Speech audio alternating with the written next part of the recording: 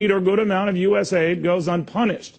In the case of the Saudis, despite the fact that we keep buying their oil to the tune of $360 billion worth over the last decade. So, Congressman, you've been warning about this. What do we do now? Well, we should think about the American taxpayer. You know, we just mentioned that they don't know which side to be on, the side of the military dictator that took it over with a coup or the Muslim Brotherhood. What about the American people? And we've been in there too much. You know, just 60 years ago, we did the same thing over in Iran, and it's still going on, that problem. We overthrew an elected leader, Mossadegh, and we're still in a problem with the Iranians. But no, Saudi Arabia gets a lot of benefits. Not only do they get our money, but they get our support. We protect them. We provide for them their military protection. But the American people suffer the most. They pay all the bills. This idea that we can pick one group over another and think it's going to work out.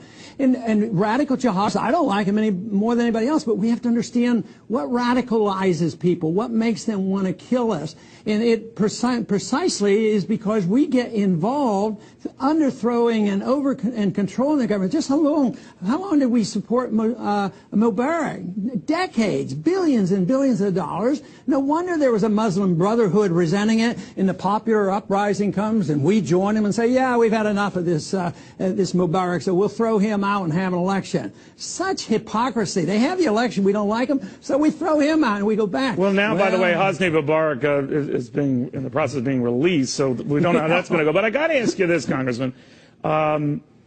If the Saudis are going to fund the gap with the Saudis, with that is the Egyptians that we're taking away, then why do they always do that? Then why can't that be a litmus test? All right, well, you each look after yourselves. We're out of here. If we were out of the region and we weren't giving any benefits to the Saudis, which we do, if that were the case, I would say let them do what they want. It's their neighborhood. The Saudis aren't going to come over here and tell us to deal with our own borders here, you know, with Mexico or something. We don't want foreigners coming here. So why should we be over there picking and choosing? They have more of a justification to deal with what they want over there than we do. But I so you're not worried, Congressman, about the Chinese or the Russians who might try to fill the void and work this against us? I really am not. I think that there's always that chance, but right now the Russians are pretty weak, and that's not the Chinese traditions. The Chinese tradition the last 10 years or so is to work hard, save money, and buy up oil interests, not only in Iran and other places, but they're acting like capitalists. I mean, that's why they have the edge right now, not because they've sent troops out. They haven't done what we've done. We have troops in all these countries, bankrupting our country, trying to pick and choose these leaders, and we always mess up. And we go back and forth. That's what is so ridiculous. And, you know, you mentioned Mubarak being released.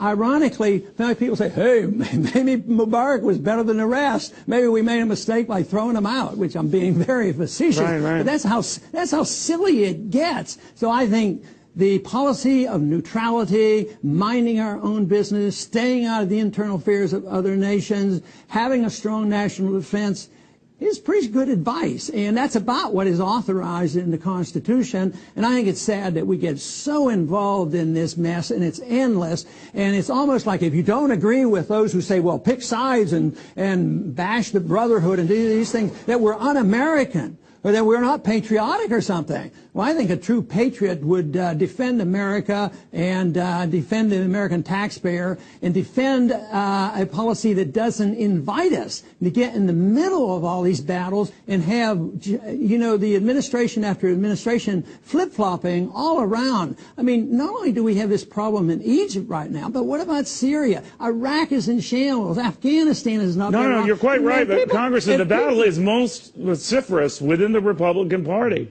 and about what will really define the Republican Party going forward is to support these type of democracy movements, whatever you want to call them, fairly elected governments. Again, this back and forth about who you support. But Chris Christie was in Boston last week saying that Republicans have over-intellectualized this, quoting from him and speaking to some fundraisers. I think we have some folks who believe that our job is to be college professors. He goes on to say that for our ideas to matter, we have to win, because if we don't win, we don't govern. And if we don't govern, all we do is shout into the wind. I think he was making a veiled swipe at your son, Rand Paul, if not you. What do you think of that? Well, I think he was very precise. He said you've got to win first before you can do anything. Otherwise, in other words, say anything, do anything, get elected first, and deceive the people in order to get elected. You know, Grover Cleveland was one of my favorite presidents, and he had a saying that said that if you win an election or get reelected by saying anything, what good is it? He says it has no value whatsoever. So Christie to say, oh, well, we got to get elected and then become principled, we've been doing that for too long. I mean, it's not the Republicans. It's the Republicans and Democrats. They all say whatever they think they have to say, but it's coming to an end. The foreign policy is in shambles. The foreign policy of intervention is coming to an end. This fiscal policy is out of control. The numbers just don't add up. And also the banking system and the Federal Reserve System, it's all coming to an end. So they can't keep saying these things. The American people are waking up to the reality that something has to give. And it certainly isn't by saying, well, say anything you can. Let's get elected, then we'll, as Republicans, so you will seem straighten to be, this mess up. I'm sorry, we're tight for time, but you seem to be saying then, just to be clear, that you would rather lose an election with a Chris Christie on the ticket than win under those compromise principles with him. Well, it's irrelevant. It wouldn't motivate me to get too excited. You know, it's sort of like asking me about who should be the Federal Reserve Board chairman. You know, my answer there was neither of the two candidates, offer any changes. It's the same old stuff. And that's generally the case with both of the political parties, because foreign policy never changes. You know, you think, oh, the Democrats won't be quite so hawkish. They'll be more cautious. Well, they're not. They're the same thing. And Republicans, oh, they'll balance our budget and spend less. No, they spend as much, if not more, than the Democrats. But, like I said, the American people are waking up, and I think they're getting sick and tired of it. We will watch closely. In the meantime, in the middle of all this brouhaha, try to have a happy birthday.